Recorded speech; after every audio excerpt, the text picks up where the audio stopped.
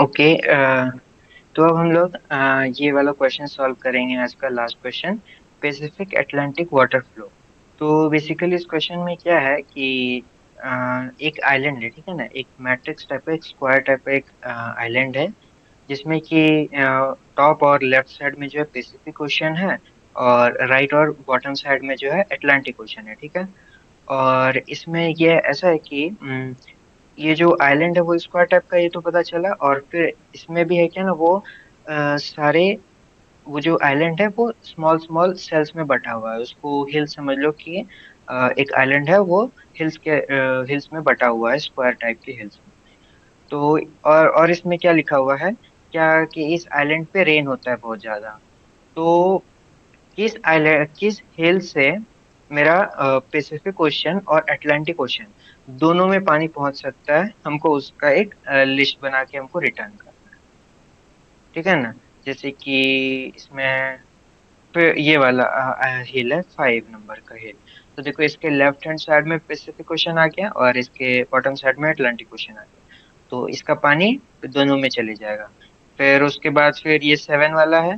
तो और एक चीज है इसमें की कंडीशन, कि जो एक हिल है, अगर मान लेते हैं वो बीच में, मतलब कि साइड में नहीं है, बाउंड्री पे, सेंटर में, या फिर बाउंड्री के अलावा और कहीं है, तो उस हिल का पानी उसके नेबरिंग हिल से हिल में तभी जा सकता है जब उस नेबरिंग हिल का हाइट या तो छोटा हो करंट हिल से, या तो बराबर हो। तो ये दो कंडीशन है पानी फ्लो होने का, कि जब बाउंड्री पे नहीं है कोई हिल तो कैसे पानी उसका जा सकता है। जैसे कि 7 है, तो 7 पे देखो, इधर 7 के बगल में एक 6 है, इसका हाइट छोटा है इसका, तो इधर से पानी फ्लो हो जाएगा। और फिर उसके बाद फिर, या एक तरफ तो वो पैसिफिक ओशन में चले जाएगा, और दूसरी तरफ देखो वो 5 में चले जाएगा, इससे छोटा वाला हिल है। और फिर उसके बाद 5 से देखो वो एक अटलांटिक ओशन में चले जाएगा। तो 7 वाला हिल जो है, उस पे अगर बारिश हुआ तो उसका पानी मेरा पैसिफिक ओशन में भी चले जाएगा, और उसका पानी मेरा अटलांटिक ओशन में भी चले जाएगा। तो बेसिकली यही है पूरा इसमें।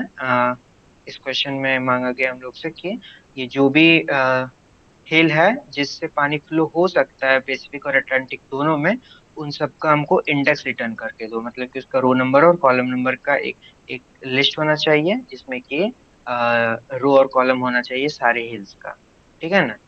तो इसको देखो, इसका ब्रूट फोर्स सॉल्यूशन में क्या हम लोग कर सकते हैं। तो इसमें देखो, हम लोग बेसिकली सबसे पहले तो एक काम कर सकते हैं इसमें, कि हम सारे हिल के लिए जो है, सारे हिल के लिए हम इसमें ट्रैवर्स करेंगे, ठीक है ना। पहले अगर मान लेते हैं सेकंड, फर्स्ट वाली, ये वाले हिल पे हैं, ठीक है, इस वाले हिल पे हैं। तो इससे हम देखेंगे क्या, कि क्या हम इससे पैसिफिक पे जा सकते हैं, और क्या हम इससे अटलांटिक पे जा सकते हैं। फिर अगर हुआ तो हम एक आंसर एरे टाइप का लिखेंगे, एक आंसर एरे टाइप का एक एरे लिस्ट होगा। इसके अंदर हम सबको इंसर्ट करते जाएंगे, ठीक है ना, ये एक लिस्ट होने वाला है। इसमें हम सब इंसर्ट करते जाएंगे, अगर वो आंसर हो सकता है, अगर उस हिल से पानी मेरा पैसिफिक और अटलांटिक दोनों में जा रहा है। उसके बाद फिर अगर हुआ तो ठीक है, नहीं हुआ तो फिर हम आगे वाले हिल पे ट्रेवर्स करेंगे। इससे इससे हम देखेंगे कि क्या मेरा पैसिफिक और अटलांटिक दोनों में जा सकता है। अगर हुआ तो इसके अंदर ऐड कर देंगे, नहीं तो फिर स्किप करके आगे बढ़ेंगे। फिर इस पे आएंगे, फिर इस पे हम चेक करेंगे। उसी तरीके से हम सारे पे, इस पे सारे पे हम ट्रेवर्स करते हुए हम चेक करेंगे। फिर मान लेते हैं 5 पे आए, 5 पे भी हम वापस से ट्रेवर्स करेंगे। इसके चारों तरफ हमको देखना है, इस साइड, इस साइड, इस साइड और इस साइड। ये चारों ही बगल हम साइड में हमको देखना है कि किसी भी डायरेक्शन से, कि क्या मेरा पानी अटलांटिक और पैसिफिक दोनों के अंदर जा सकता है। तो देखो 5 से, देखो 5 के बगल में और ऊपर साइड 3 है, तो इधर पानी नहीं जा सकता, ब्लॉक हो जाएगा। 3 इधर है, ब्लॉक हो जाएगा, ब्लॉक हो जाएगा। नहीं नहीं, ब्लॉक नहीं होगा, इधर जाएगा पानी, इसमें भी जाएगा और इसमें भी जाएगा, और इस साइड चारों बगल जाएगा इसमें, ठीक है। फिर उसके बाद फिर एक बार यहाँ पे पहुंच गया। फिर देखो ये 3 है, 3, फिर ये इन चारों के लिए, ये चारों वापस से अपने चारों तरफ पानी फ्लो कर सकता है। ये 3 वाला देखो, 3 वाला ऊपर की तरफ नहीं कर पाएगा, राइट हैंड साइड की तरफ कर देगा, नीचे की तरफ नहीं कर पाएगा, इधर नहीं कर पाएगा। तो ये दोनों ये वाला और ये वाला और ये वाला, ये 3 क्रॉस हो जाएगा इसके लिए बस। ये राइट हैंड साइड में जा सकता है, मीन्स उसके छोटे वाले जिस भी नेबर्स में उसका छोटा हाइट है, उस साइड फ्लो करेगा। फिर उसी तरीके से ये 3 वाले पे थे, तो ये वाला अपने ऊपर की तरफ फ्लो कर देगा और इधर की तरफ। फिर ये 2 जो है वो ऊपर की तरफ है। तो देखो 5 के लिए 3 पे गया, फिर इधर 2 पे गया, फिर इधर 1 पे गया, तो पैसिफिक ओशन चले गया। फिर अटलांटिक के लिए देखो 5 के लिए इधर 3 पे गया, 1 पे गया, फिर इधर अटलांटिक ओशन चले गया। तो देखो 5 के लिए मेरा दोनों में चल गया, इसका मतलब 5 मेरा आंसर हो सकता है, इसीलिए कि थोड़ा येलो में मार्क किया हुआ है। उसी उसी तरीके से सारे के लिए हम क्या करेंगे, ट्रेवर्स करेंगे। और हर एक सेल के लिए क्या करेंगे, जिस भी सेल पे हम हैं उस पे हम चारों डायरेक्शन में हम लोग क्या करेंगे, इसमें डीएफएस लगाएंगे। ठीक है। तो देखो इसमें हम लोग क्या करेंगे, इसका सूडो कोड देखो कैसा होगा इसमें, कि सबसे पहले तो हमको सारे के लिए ट्रेवर्स करना है। तो बेसिकली हमको सबसे पहले तो 2 फॉर लूप यूज करना ही पड़ेगा हमको। फॉर आई जो होगा वो मेरा 0 से लेके एम तक चल जाएगा। ठीक है। एम एम जो है वो मेरा क्या है, ये और ये इस एरे का जो ये पूरा एरे है, ये पूरा मैट्रिक्स है, ये इसका नाम हाइट से लिखा हुआ क्वेश्चन में, तो इसको हम हाइट ही रहने देते हैं। हाइट का लेंथ, ठीक है ना, एल लेंथ। और फिर एक दूसरा वेरिएबल एन रख लेंगे हम, जो कि हो जाएगा मेरा नंबर ऑफ कॉलम्स कितना है मेरा उसमें। ठीक है। अब देखो क्या होगा, एक फॉर लूप चलाएंगे, 0 से लेके एम तक चलेगा। फिर उसके अंदर में एक दूसरा लूप चलेगा फॉर, जो कि मेरा कॉलम के अंदर में ट्रेवर्स करेगा, ये 0 से लेके एन तक चलेगा। ठीक है। उसके बाद फिर हम क्या करेंगे, किसी भी सेल के लिए किसी भी सेल के लिए हम दो वेरिएबल और रखेंगे। क्या वो उसका पानी पैसिफिक में जा सकता है, क्या उसका पानी अटलांटिक में जा सकता है। ठीक है। तो इसके लिए हम दो वेरिएबल ले लेंगे कि कैन रीच पैसिफिक, या फिर अ, छोटा सा नाम रख लेते हैं, सिर्फ पैसिफिक नाम रख लेते हैं, कि क्या पैसिफिक में जा सकता है, ये एक बुलियन होगा। ठीक है। बुलियन होगा ये। और इसमें कोई फंक्शन चलेगा। दूसरा हम रख देंगे कि क्या अटलांटिक में जा सकता है पानी।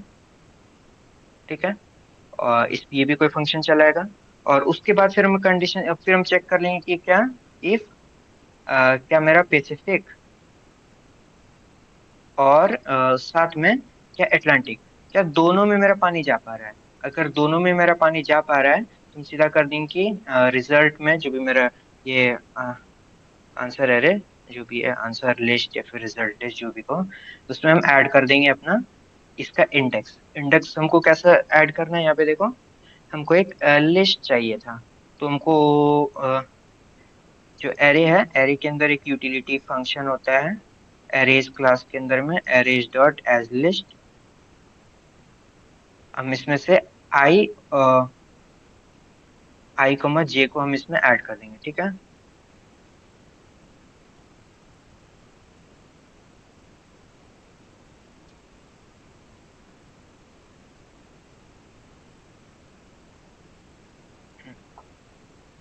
ठीक है, इसमें हम आई कॉमा जे को ऐड कर देंगे इसका। तो इससे जो है मेरा सारा मिल जाएगा कि कौन कौन सा हिल जो है, इसका पानी पैसिफिक और अटलांटिक दोनों में जा सकता है। अब देखो, अब ये पैसिफिक है ना, पैसिफिक और अटलांटिक ये दोनों क्या करेगा, ये इसके अंदर एक बुलियन वैल्यू होगा कि क्या पानी जा सकता है कि नहीं जा सकता है। तो इसमें हम जो जिस भी सेल पे हैं हम वहां से एक डीएफएस चलाएंगे। ठीक है ना। वो डीएफएस मेरा चारों बगल जाएगा और चेक करेंगे कि क्या हम पैसिफिक के लिए क्या वैल्यू होना चाहिए। पैसिफिक के लिए मेरा वैल्यू होना चाहिए फॉर पैसिफिक। फॉर पैसिफिक देखो क्या होना चाहिए कि मेरा मेरा एम जो है वो रो को डिफाइन कर रहा है और एन जो है वो कॉलम को डिफाइन कर रहा है। For specific M equals to 0 हो जाना चाहिए और एन इक्वल्स टू 0, इन दोनों में से कोई भी केस चलेगा। और कोई भी केस अगर चल गया तो इसका मतलब हम पैसिफिक में पहुंच चुके हैं। एम इक्वल्स टू 0 क्या बता रहा है कि हम टॉप की तरफ पहुंच चुके हैं। और एन इक्वल्स टू 0 क्या बता रहा है कि हम लेफ्ट में पहुंच पहुंच चुके हैं। फिर उसके बाद फिर हम फॉर अटलांटिक के लिए देखेंगे। ठीक है ना। अटलांटिक के लिए देखो क्या कंडीशन होना चाहिए कि मेरा एम जो है, मतलब कि एम इक्वल टू सॉरी, यहाँ पे एम नहीं होना चाहिए था, यहाँ पे हम लोग का आई आई का वैल्यू होना चाहिए, तो ये फिर रो का वैल्यू होना चाहिए यहाँ पे। रो इक्वल टू 0 हो गया, या फिर कॉलम इक्वल टू 0। और उसी तरीके से यहाँ पर मेरा आई आई आर का वैल्यू जो है वो M-1 होना चाहिए। और कॉलम का वैल्यू n-1 होना चाहिए। इसमें भी ये कंडीशन है, दोनों में से कोई एक हो सकता है। अगर r इक्वल टू m-1 हो गया तो इसका मतलब हम ये बॉटम वाला साइड पहुंच चुके हैं। और फिर अगर c इक्वल टू n-1 हो गया, मतलब कि हम इस वाले रो में आ चुके हैं, और यहाँ से पानी हमेशा फ्लो हो सकता है इधर में, तो इसका मतलब हम इस साइड में पहुंच चुके हैं। ठीक है। अब ये दोनों जो है ये वाला और ये वाला, ठीक है, ये दोनों एक फंक्शन को कॉल करेगा, इसका क्या नाम रख लेते हैं हम लोग कि कैन रीच स्पेसिफिक, ऐसा करके कैन रीच स्पेसिफिक। और इसके अंदर जो है इसके अंदर हम अपना, ठीक है, स्पेसिफिक, इसके अंदर में हम पास कर देंगे, क्या पास करेंगे कि अब मेरा जो करंट सेल है वो पास कर देंगे, ठीक है ना, आई को माजी मेरा करंट सेल है। और दूसरा हम पास कर देंगे जो मेरा एरे है, मतलब कि मैट्रिक्स, इधर में किस में ट्रेवर्स करना वो पास कर देंगे। और उसी तरीके से अटलांटिक के लिए हम कैन रीच, ऐसा अटलांटिक करके एक डाल देंगे। और इसके अंदर भी सेम जाएगा, आई कोमा जे, और फिर यहाँ पर से हाइट, दोनों का सेम जाएगा। अब देखो, कैन रीच स्पेसिफिक और कैन रीच अटलांटिक, ये कैसा होगा?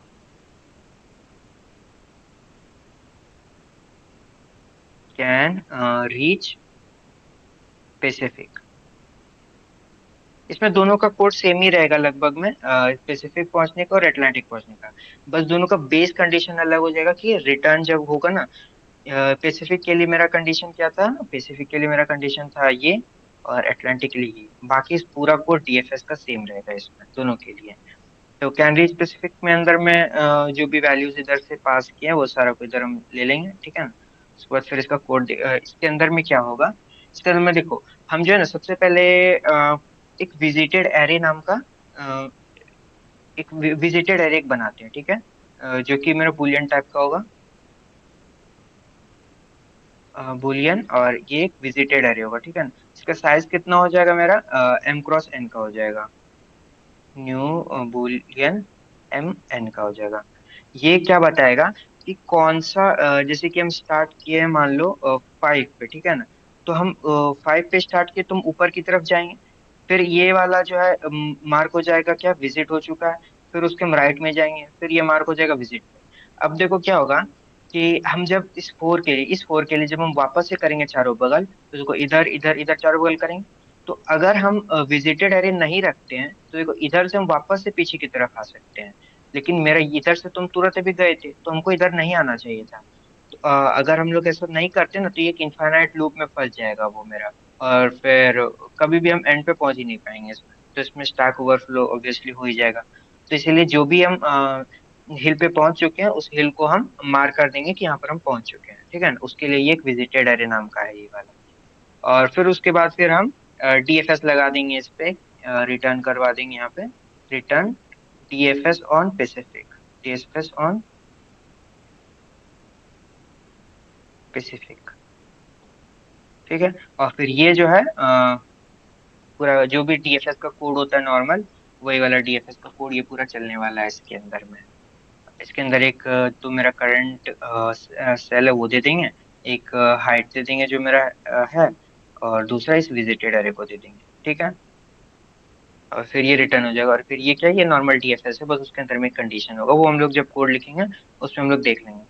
तो ये हो गया हम लोग का। और फिर सेम उसी तरीके से कैनरिच अटलांटिक भी एक सेम हो जाएगा इसमें, यहाँ पर कैनरिच अटलांटिक भी सेम सेम ही तरीके से दिखेगा, बस इसका कोड में बस एक लाइन डिफरेंस आएगा, ठीक है ना। तो इस वाले ब्रूट फोर्स सॉल्यूशन में हम लोग क्या किए हैं बेसिकली, कि हर एक हर एक हिल पे गए हैं, और उस हिल पे हम क्या किए हैं, दो वेरिएबल यूज किए, उस सारे हिल को हम दो वेरिएबल असाइन किए हैं। पहला वेरिएबल क्या करता है, ये बताता है कि क्या वो पैसिफिक पे पहुंच सकता है कि नहीं, और दूसरा वेरिएबल क्या बताता है कि वो अटलांटिक पे पहुंच सकता है कि नहीं। और फिर अगर दोनों ट्रू हो जाता है तो इसका मतलब हमको उसको आंसर के अंदर रिटर्न, आंसर के अंदर हमको उसको ऐड करना है अपना रिजल्ट के अंदर में।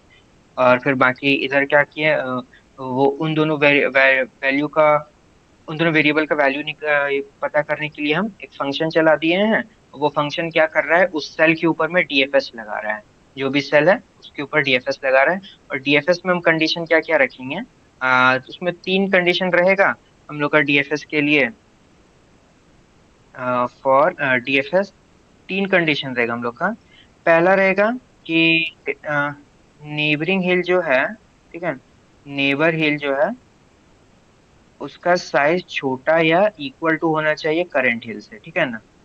अगर ऐसा नहीं है तो हम कंटिन्यू कर जाएंगे अगले इटरेशन में। उसके बाद दूसरा क्या है कि बाउंड्री पे, बाउंड्री के बाहर, नॉट एक्सीड बाउंड्री, मतलब कि बाउंड्री के बाहर नहीं जाना है हमको, ठीक है, रहेगा। और एक कंडीशन रहेगा इसका क्या, कि 5 है, 5 के नेबर में ये, हाँ, नहीं नहीं, ये वाला इस वाले से बढ़िया समझ में आएगा। देखो थ्री हम थ्री। अगर करंट करंट अगर 3 है मेरा, ठीक है ना, तो इसको नेबर में देखो क्या है, 4 नेबर है इसका ना, हाँ भैया। 4 4 1 और 4 और 5। तो देखो पानी मेरा हाई हिल से लो हिल की तरफ जा सकता है, या फिर हाई से बराबर या लो पे जा सकता है। देखो 3 से 4 बड़ा है तो इधर की तरफ नहीं जाएगा, 3 से बड़ा 5 है तो इधर की तरफ भी नहीं जाएगा, 3 से बड़ा 4 है इधर भी नहीं राइट जाएगा, वाला जाए। पानी सिर्फ इधर में जाएगा, इधर छोटा है। तो वही है इसमें कंडीशन की, अगर नेवर हिल जो है वो छोटा है तो फिर हमको जाना है आगे, तो उस साइड पानी जब बढ़ सकता है, मतलब कि उधर हमको डीएफएस कंटिन्यू करना है। अगर नहीं जा सकता तो वहीं पर से हमको मतलब कि उस इटरेशन को हमको स्किप करना पड़ेगा।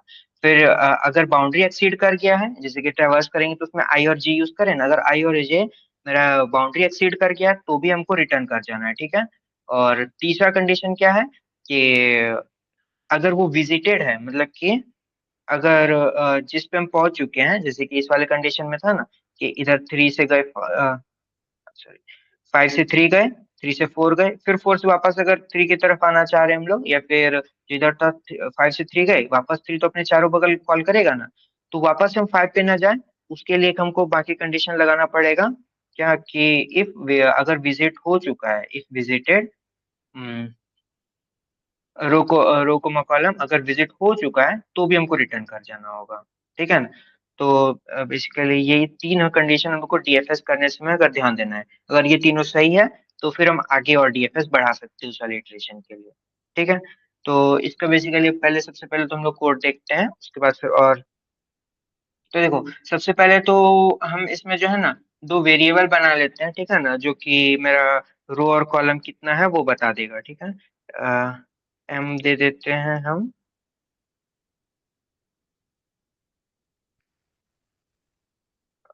हाइट्स डॉट लेंथ दे देते हैं, ठीक है। और फिर एक रो के लिए बना देते हैं हाइट्स ऑफ 0 डॉट लेंथ, ठीक है। इन दोनों को ग्लोबल बना देते हैं, क्योंकि और भी फंक्शन है जिसको यूज करना होगा इसको, तो बार बार कैलकुलेट ना करना पड़े, इसलिए हम ग्लोबल इसको बना देते हैं। और फिर हमको और किसका जरूरत, सॉरी, ये असाइनमेंट तब इधर नहीं कर सकते ना, ग्लोबल बना दिए तो m, ठीक है। और फिर एक ना एक डायरेक्शन एरे बना देते हैं, ताकि हमको ट्रैवर्स करना आसानी पड़े। नहीं तो देखो क्या होगा ना, अगर हम इसमें जैसे कि अभी अरुषा ने भी बनाया होगा एक डायरेक्शन एरे, जिसमें कि ऊपर की तरफ डायगोनल, और ऊपर की तरफ, इधर की तरफ, और डाउन की तरफ, इधर इधर चारों बगल जा सकते हैं हम लोग। वैसा ही एक डायरेक्शन नाम का एक 2D एरे बना लेते हैं, ताकि हमको इधर है तो हम ऊपर और इधर चारों बगल हम आसानी से ट्रेवर्स कर पाए, ठीक है।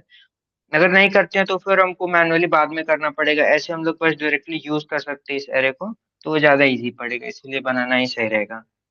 तो यहाँ पर हम एक डायरेक्शंस नाम का बना देते हैं कि किस किस डायरेक्शंस में जा सकते हैं हम लोग, ठीक है। और फिर इसमें देखो 4 साइड हम लोग जा सकते हैं, अप, अप, अप के लिए क्या होगा, मेरा रो माइनस हो जाएगा, तो रो को हम माइनस कर देंगे और कॉलम तो वही रहेगा। फिर उसके बाद फिर दूसरा अप के बाद राइट, राइट के लिए मेरा रो सेम रहेगा और कॉलम एक से बढ़ जाएगा, ठीक है। उसके बाद फिर क्या होगा, डाउन, डाउन के लिए क्या होगा, रो एक से बढ़ जाएगा और कॉलम सेम ही रहेगा।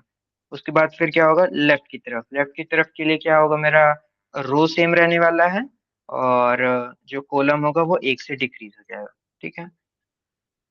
अब देखो अब क्या करना होगा हमको इसमें, सबसे पहले तो ये एम और एन को हम असाइन कर देते हैं, हाइट लेंथ, उसके बाद n equals to heights of zero dot length, ठीक है ना। उसके बाद देखो क्या होगा, हमको एक तो जो लिस्ट हमको जो रिटर्न करना है उसका बना लेते हैं कि लिस्ट ऑफ लिस्ट, और इसके अंदर क्या जाएगा, एक इंटीजर जाएगा, इंटीजर, इसका हम रिजल्ट नाम दे देते हैं न्यू एरे लिस्ट, ठीक है। उसके बाद देखो हमको क्या करना था, हर एक सेल पे या फिर हर एक हिल पे हमको ट्रैवर्स करना था। तो उसके लिए हम लूप लगा देते हैं for int I equal to 0, I less than m, I plus plus, ठीक है। और फिर इंटरनल लूप उसका int int j equals to 0, j less than n, j plus plus, ठीक है। उसके बाद हमको दो वेरिएबल चाहिए था हर एक हिल के लिए, तो दो वेरिएबल बना लेते हैं। क्या नाम देते हैं, बूलियन रीच्ड स्पेसिफिक दे देते हैं, रीच्ड स्पेसिफिक की क्या स्पेसिफिक पहुंच गया है। और यहाँ पर एक फंक्शन कॉल होगा, अभी के लिए उसको स्किप करते हैं, बूलियन रीच्ड एटलांटिक, ठीक है, एटलांटिक। यहाँ पे भी एक फंक्शन कॉल होगा। उसके बाद फिर अगर दोनों पे पहुंच गया है, ठीक है ना,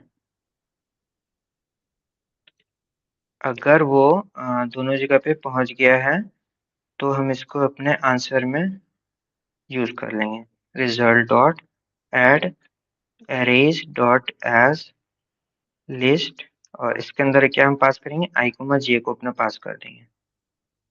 और फिर उसके बाद हम एंड में क्या करेंगे, यहाँ पे रिटर्न कर देंगे अपने रिजल्ट को।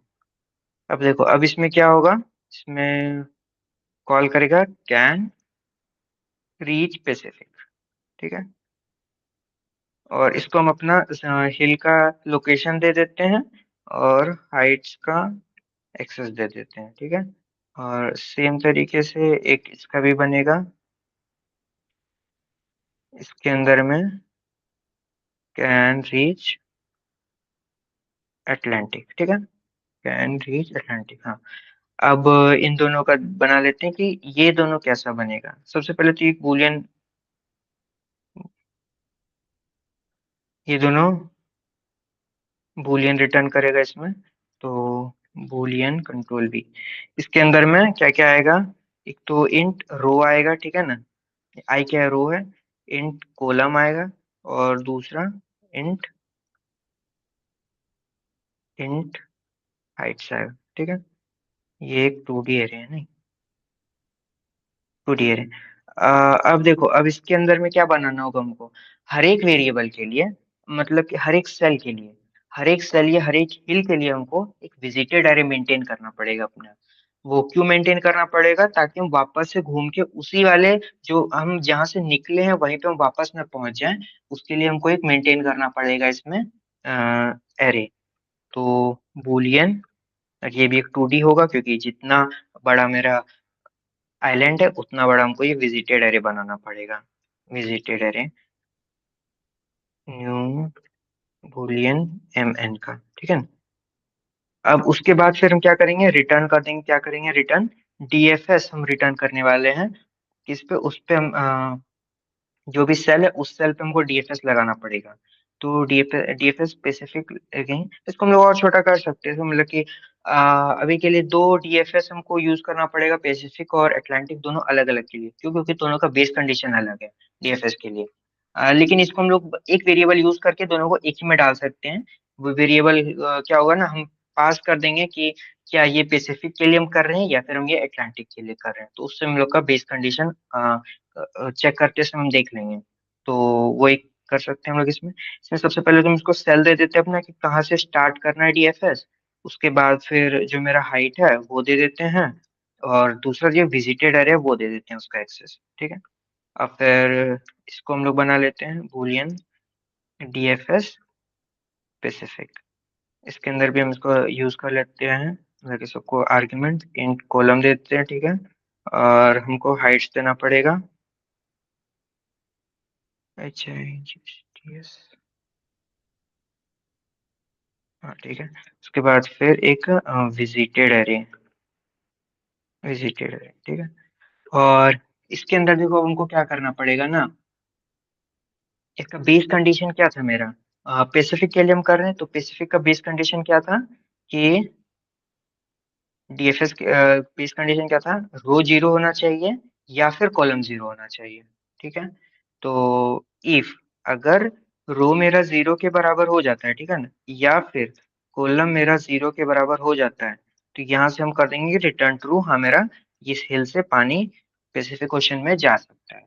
और अगर नहीं जाता है मतलब कि हमको आगे और टीएफएस यूज करना पड़ेगा, मतलब कि मेरा ये अभी बाउंड्री वाला हिल नहीं पहुंचे हम, तो आगे हमको और डीएफएस यूज करना पड़ेगा। तो उसके लिए हम सबसे पहले तो जो मतलब कि सेल है या हिल है, उसको हम सबसे पहले तो मार्क कर देते हैं ट्रू से, ठीक है ना, ताकि हम वापस से यहाँ ना आ जाए। ट्रू से मार्क कर दिए। अब आगे बढ़ेंगे हम इसमें, चारों डायरेक्शन है ना इसका, तो हम चारों डायरेक्शन में ट्रेवर्स करेंगे इसका। जो चार डायरेक्शन पहले डिफाइन किए थे यहाँ पर हम, कि टॉप में, राइट में, लेफ्ट में, बॉटम में, चारों में हम ट्रेवर्स करेंगे इन, यहाँ पर हम डायरेक्शन इन डायरेक्शंस, ठीक है।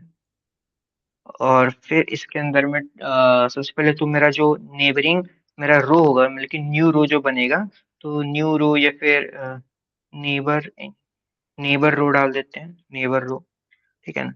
नेबर रो क्या होने वाला है, जो करंट रो है प्लस उसमें ये जो डायरेक्शन अभी निकला है उसका जीरो वाला, ये रो, ये वाला रो का वैल्यू था ना, रो में ये करना है और कॉलम के अंदर में ये करना है, उसके लिए यूज कर लेंगे।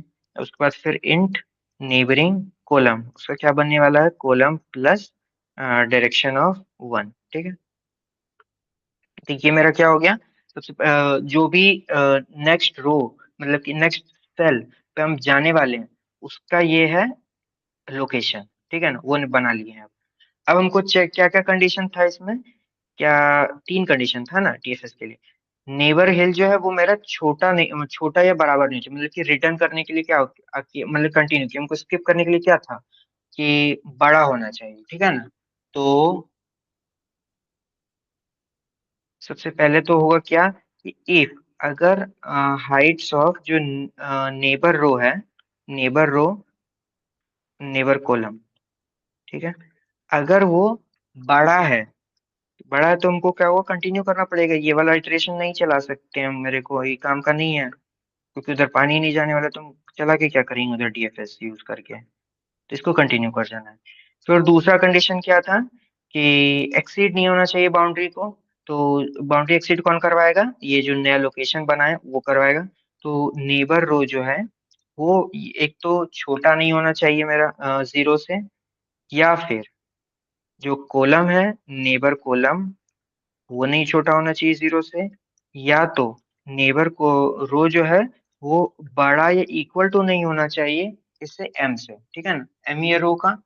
और फिर उसके बाद फिर नेबर कॉलम जो है वो बड़ा नहीं होना चाहिए या इक्वल टू नहीं होना चाहिए जो एन है, एन क्या है, कॉलम।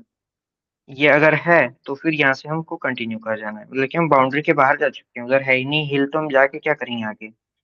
उसके बाद फिर एक और कंडीशन था इसका क्या, कि अगर जो भी ये सेल जो दे रहा है मेरे को, अगर वो ऑलरेडी विजिटेड हुआ तो क्या करेंगे।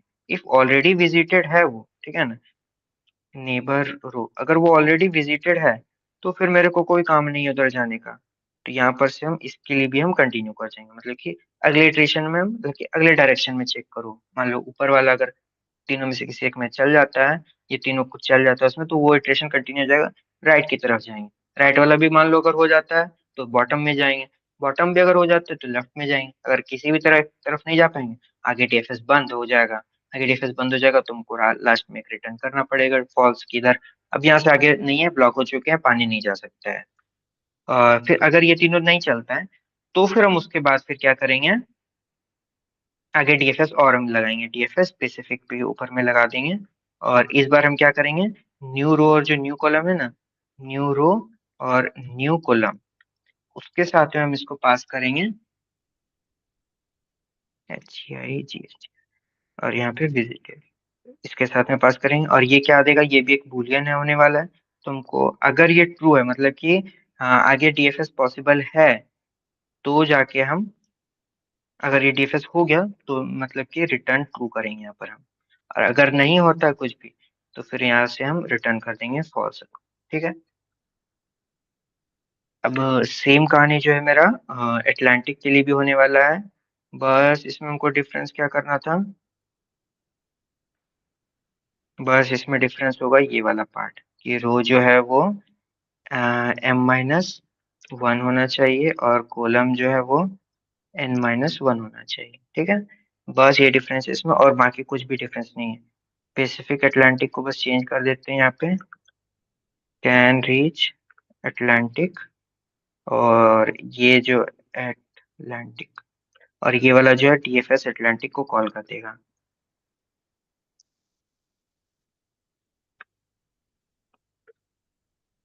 ठीक है। और बाकी तो हो गया इसमें। सबसे पहले इसमें क्या किए हम लोग इसमें कि सारे पे ट्रेवर्स किए, सबके लिए दो वेरिएबल बना दिए। वो वेरिएबल फिर आगे कॉल करेगा उस सेल को लेके, उस सेल के ऊपर हम डीएफएस चालू करेंगे। वो डीएफएस चलते जाएगा मेरा। अगर हम मेरा टॉप या लेफ्ट बाउंड्री पहुंच गए हैं तो इसका मतलब पैसिफिक पे तो पहुंच गया। अगर नहीं है भी, मतलब कि मिडिल में कहीं पर है, तो सबसे पहले तो उस सेल को हम विजिटेड कर देंगे, मतलब कि विजिटेड असाइन कर देंगे। उसके बाद फिर उस सेल के चारों बगल हम ट्रेवर्स करेंगे, चारों बगल, और चारों बगल का हम जो भी को लोकेशन है वो बना लेंगे। फिर उसमें चेक करेंगे कि क्या वो उसका हाइट करंट वाले हाइट से बड़ा तो नहीं, अगर बड़ा है तो कंटिन्यू कर जाओ, दूसरे डायरेक्शन में चेक करो। अगर वो बाउंड्री के बाहर हो गया तो कंटिन्यू कर जाओ, और फिर अगर वो ऑलरेडी विजिटेड है तो कंटिन्यू कर जाओ। और अगर ये तीनों नहीं होता है, मतलब कि आगे डीएफएस पॉसिबल है, तो आगे डीएफएस करो। और फिर अगर उसका आंसर ट्रू आता है तो ट्रू रिटर्न करते जाओ। और फिर उसके बाद फिर अगर ये सभी फेल, तो मतलब कि चारों डायरेक्शन हो जाता है खत्म, मतलब कि कुछ भी इसमें पॉसिबल नहीं हो पा रहा है, तो फिर फॉल्स रिटर्न करो कि आगे मेरा, कि ये जो है ये पैसिफिक पे नहीं पहुंच पाया है। तो फिर उसी तरीके से सेम अटलांटिक का भी कहानी है, बस इसमें डिफरेंस होगा कि क्या जो पानी है वो मेरा लास्ट रो या लास्ट कॉल में पहुंच चुका है। अगर लास्ट रो लास्ट कॉल में पहुंच गया तो ट्रू रिटर्न करो, बाकी सेम चीज है जो उधर में हो रहा था। ठीक है, रन करके देखते हैं।